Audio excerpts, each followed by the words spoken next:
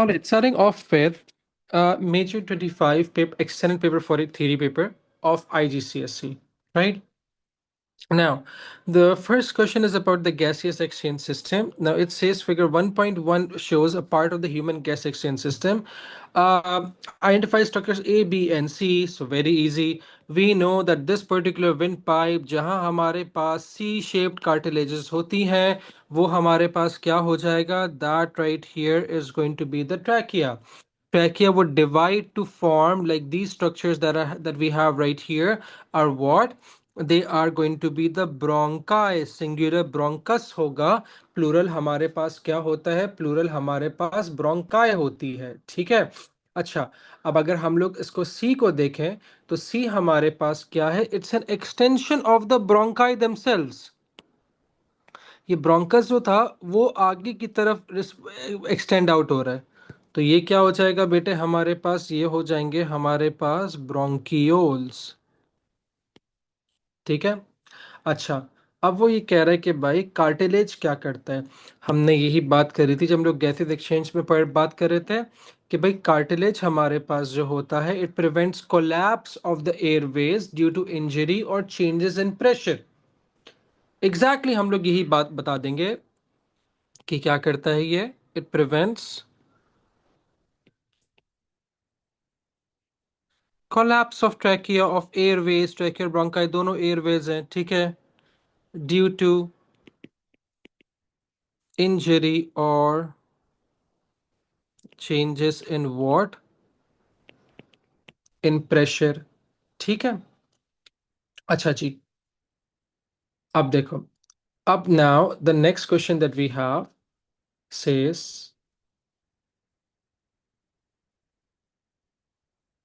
Alright, अब वो कह रहा है एक्सप्लेन हाउ इंस्पिरेशन अकर्स, ठीक है? अब अगर हम लोग इंस्पिरेशन को देखें, right, so what happens during inspiration? हम लोग कुछ भी नहीं करेंगे. अब देखो, उसने ये नहीं बोला कि what is happening during inspiration, वो कह रहा है भाई इंस्पिरेशन हो कैसे रही है, ठीक है? तो अगेन बात वही होगी, हम सबसे पहले कहेंगे कि भाई ड्यूरिंग, हम इसको पॉइंट्स में लिख देते हैं. During inspiration the external intercostal muscles what? Contract. जिसकी वजह से क्या चीज अपवर्ड्स और आउटवर्ड्स जाती है? हमने कह दिया pulling.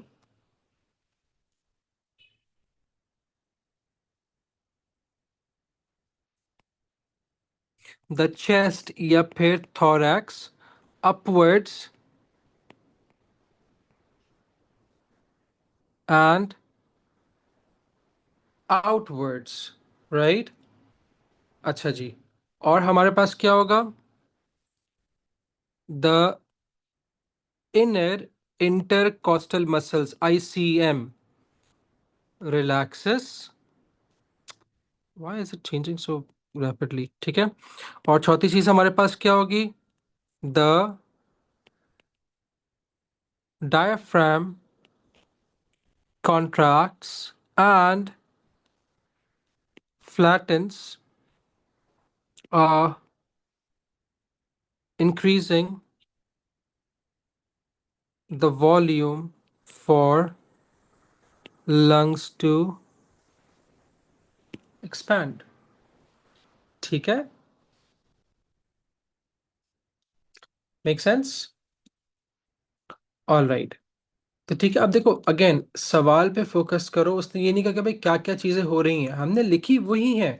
We have written that down only कि you know what's happening whenever the inspiration is occurring. But look at the way that we've written it, right? Look at the way that we're telling them कि okay, you know, the thorax is moving upwards and outwards because of the contraction of the external intercostal muscles. So this is something that we have to focus on. All right?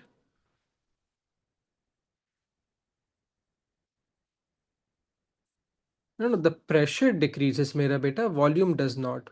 Volume increase होगा जब ही तो pressure कम होगा ना.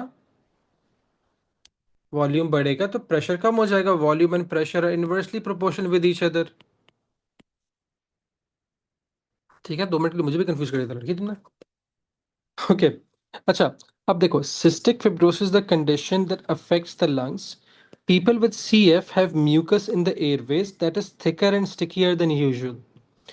Two types of cells that line the airway to protect the body against pathogen and particles. State the name of these two and describe how they protect the body. So what we're going to do is we're just going to copy paste it जो हम लोगों ने पिछले उसके अंदर करा था. So the two types of cells that we have are what? Are the mucus or the goblet cells, right? And the ciliated cells. So the goblet cells produce and secrete mucus so that the particles smaller than 5 micrometers can be trapped.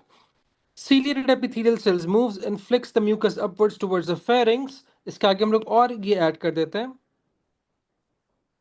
So it could be ingested or expelled. ठीक है.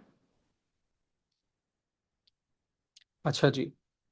Suggest how having thicker and stickier mucus in the airways affects the ability of the person to do the exercise. So you see how similar these papers are. ठीक है. अब देखो वो वाली चीज होगी ना कि भाई हमारे पास जब वो म्यूकस भर जाएगा उसके अंदर एयरवेज के अंदर तो हम बस एयरवेज तो ब्लॉक हो जाएंगी. इसकी वजह से क्या होगा? एरोबिक रेस्पिरेशन कम होगी. ठीक है. ये ऑक्सीजन एब्जॉर्ब कम होगी, फिर एरोबिक रेस्पिरेशन कम होगी. तो हम लोग कहेंगे due to the narrowing of airways, the in the narrowing of the airways, less air would be able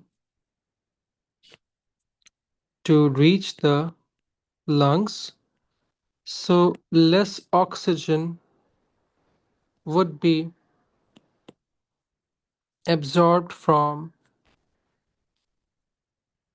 the alveoli into the blood, so less oxygen would be transported to the respiring tissues such as muscles, where lactic acid would build up build up leading to or due to anaerobic respiration.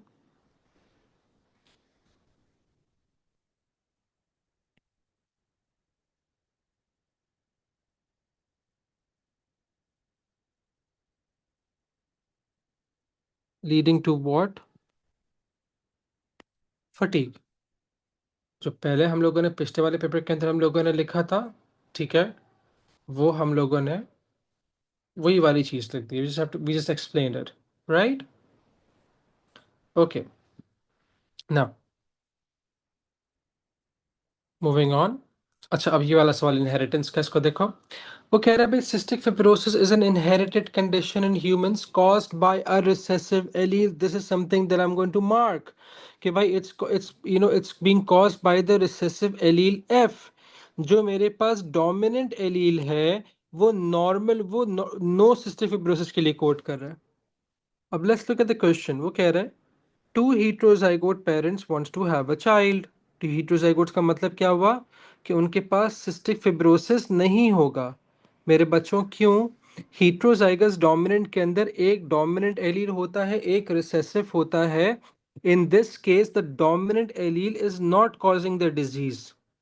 And the dominant allele always expresses itself, and since the dominant allele always expresses itself in these people who have the dominant allele, who are heterozygotes, they will have the allele which is not going to code for cystic fibrosis, so they're going to have a normal lung function, but they're going to be heterozygotes. Now when they're going to produce children, again हमें ये पता है कि भाई हमारे पास जब भी दो heterozygotes क्रॉस करते हैं तो हमारे पास what is the ratio of the offspring being heterozygous of homozygous recessive? 25। Right. कैसे कैसे इसको भी देख लेते हैं। हमने कहा कि भाई इसके जो आधे गैमीट्स बनेंगे उनमें डोमिनेंट एलील होगा, दोनों पेरेंट्स के आधे आधे गैमीट्स जो बनेंगे उनमें रिसेसिव एलील होगा। अब अगर हम लोग इसका पनेट स्क्वायर बनाएं,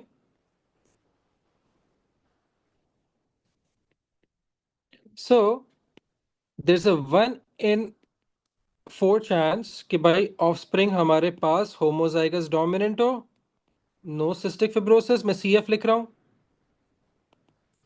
there is going to be 2 in let's say 25, 2 in 4, 2 out of 4, 50% chance कि the offspring is going to be capital small capital dominant recessive heterozygous dominant। ठीक है।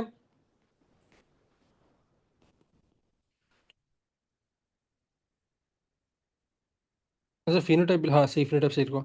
But there is going to be a 25% chance that the offspring is going to have cystic fibrosis। They are carriers मेरा बच्चा, they are carriers। Alpha can be, they are। ठीक है। Probability क्या आ जाएगी, देखो उसने प्रोबेबिलिटी बोला है। प्रोबेबिलिटी के अंदर हाँ वो काफ़ी हद तक वो परसेंटेज भी वो करता है, ठीक है। 25% भी लिख सकते हो, लेकिन परसेंटेज को प्रोबेबिलिटी में कन्वर्ट करने के लिए यस यू कैन। लेकिन ज़रूरत क्या मेंशन करने की, हमें तो सिर्फ फिनोटाइप बतानी है ना। ठीक है। तो या फिर हम क्या लिख देंगे, 0.25 100 से डिवाइड कर दोगे बस। ठीक है। So this concludes question number 1 worth 20 marks. Okay, coming to question number 2, this is about the cardiovascular system. Figure 2.1 is a photo micrograph of a human blood. वो कह रहा है कि भाई हमारे पास सेल्स हैं E, J, E, F, H। कौन कौन से सेल्स हैं? सबसे पहले let's look at these, let's identify the cells before we go further. ठीक है।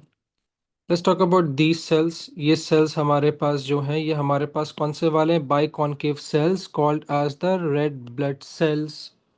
ठीक है। अच्छा जी।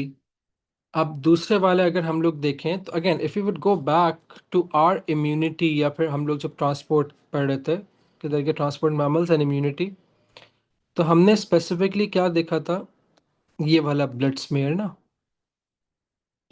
ये वाइट रेड ब्लड सेल, ये वाला जो सेल है दिस गाय राइट हियर, जिसका 90% न्यूक्लियस है, ये लिम्फोसाइट होगा। So can we spot a lymphocyte right here, जहाँ most of the cell is covered by the nucleus जी। सो दिस जी राइट हियर, हाँ, इज अ लिम्फोसाइट। ठीक है। अब अगर हम लोग देखें ई हो या फिर जे, जे तो खैर इट्स अ फ्रैगमेंट, जे does not look like a cell. ई जो होगा, ई हमारे पास क्या आ जाएगा? फेगोसाइट आ जाएगा। ठीक है। अब इसको देखो, अब मुझे I don't know what J is. ठीक है, मुझे नहीं पता। उसने बताया हुआ, उसने कहा भाई प्लेटलेट है। अब बाकी सारी चीजें फिल कर देंगे हम लोग। ठीक है। अब हम कहेंगे कि भाई हमारे पास जो रेड ब्लड सेल है दैट इज एफ, और क्या करता है? Its function is to it transports oxygen and carbon dioxide. सिर्फ ऑक्सीजन ट्रांसपोर्ट नहीं करता, CO2 को भी करता है। ठीक है। एंटीबॉडीज कौन बनाएगा? हमने कह दिया भाई एंटीबॉडीज लिम्फोसाइट बनाता है। लिम्फोसाइट कौन सा वाला है? जी। अब वो कह रहा है भाई एच क्या है? H is the fluid. What do we call this fluid in the blood? Plasma. ठीक है। हमने कह दिया कि भाई it acts as a solvent for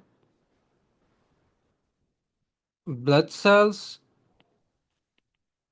nutrients. ठीक है, कोई सी भी 2 एग्जांपल दे दो। ठीक है। अच्छा जी।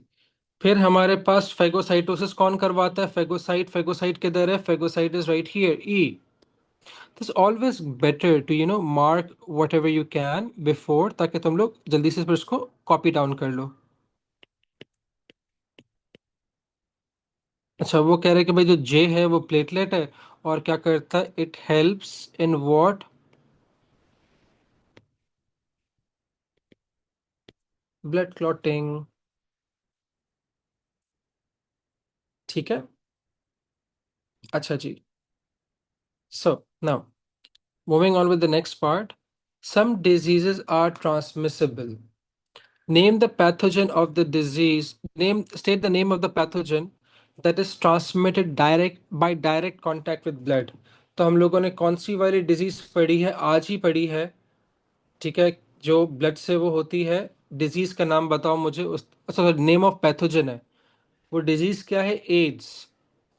Right, AIDS is transmitted by what, कौन सा वाला virus, HIV, human immunodeficiency virus.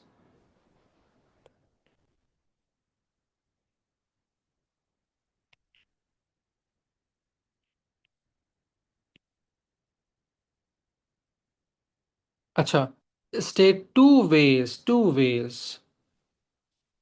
A pathogen, not this pathogen can be transmitted indirectly। कि भाई इनडायरेक्टली कैसे ट्रांसमिट होता है, डायरेक्ट नहीं हो रहा, ब्लड टू ब्लड नहीं जा रहा। ठीक है। इनडायरेक्टली हमारे पास कैसे होता है, हम कह सकते हैं कि भाई through food, through contaminated surfaces. नहीं, HIV भी लिख सकते हैं, लेकिन बेहतर है कि आप पूरा नाम याद रख लें। ठीक है। हमने कह दिया कि भाई टू वेज, हमने कह दिया भाई फूड से हो सकता है इनडायरेक्टली, एयर से हो सकता है। ठीक है। सीवेज से हो सकता है, फीसिस से हो सकता है, सॉइल से हो सकता है। ठीक है। अच्छा, अब वो कह रहा है, describe the role of antibodies. Fluid से भी हो सकता है, बिल्कुल। Fly is a vector, through a vector हो सकता है, बिल्कुल। ठीक है। अच्छा, describe the role of antibodies in the defence against pathogens. ठीक है, हम बता देंगे। अब इसको देखो, 3 for 3 marks हम बता देंगे। फॉर एवरी एंटीजेंस, या फिर pathogens, specific antibodies are produced that have a complementary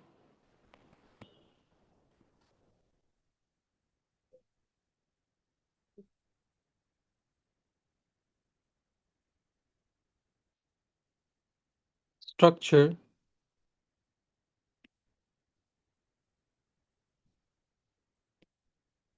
to that of the antigen and bind onto them। कि भाई एंटीबॉडीज बाइंड कर जाती हैं। ठीक है। क्या क्या करने के लिए, clumping them up or to directly kill them। ठीक है। या फिर टॉक्सिन्स को इनएक्टिवेट कर देती हैं। ठीक है। Yes, yes Kirat, it can. Alright. अच्छा, explain how passive active immunity differs from passive immunity. बहुत ही आसान सवाल है। ठीक है, बहुत ही आसान सवाल है। राइट, अगेन ये हम लोगों ने इम्यूनिटी के अंदर करा था, when we talked about the differences between the passive and the active immunity, right? तो हम लोग सबसे क्या बता देंगे, इसको हम लोग डिफरेंशिएट करते हैं। हम लोग what we're going to do is we're going to draw a table right here। हम लोग यहाँ लिखते हैं एक्टिव, या हम लोग लिखते हैं पैसिव। सबसे पहले इंपॉर्टेंट बात को डील करो। ठीक है। एक्टिव के अंदर इम्यूनिटी इज लॉन्ग टर्म। तो हमने कह दिया भाई एक्टिव के अंदर हमें लॉन्ग टर्म इम्यूनिटी मिलती है, पैसिव में हमें शॉर्ट टर्म इम्यूनिटी मिलती है। एक्टिव के अंदर memory cells are produced, passive के अंदर नो मेमोरी सेल्स। तीसरी चीज, एंटीबॉडीज अपनी होती हैं, एंटीबॉडीज आर सेल्फ, मेरी अपनी होंगी। ठीक है। Yeah, एंटीबॉडीज आर सेल्फ, ठीक है। पैसिव के अंदर एंटीबॉडीज आर फॉरेन। मेरी एंटीबॉडीज नहीं है, मे बी मदर से आ रही हो, मे बी उसका सीरम हो।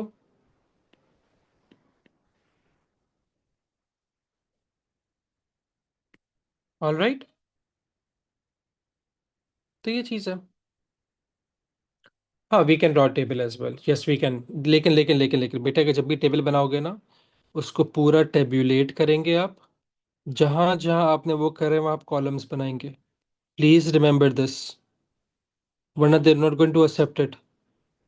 ऑलवेज टेब्यूलेट।